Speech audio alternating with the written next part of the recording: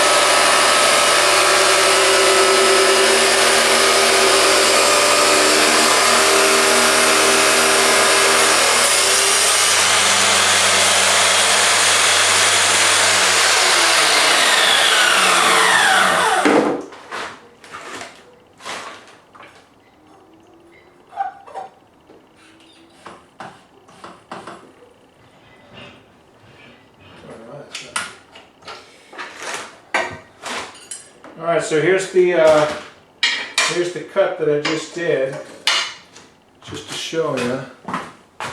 You can see that made a big difference.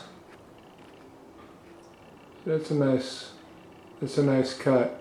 Here's the sharpening stone. I mean the wheel. It looks like it actually worked quite well.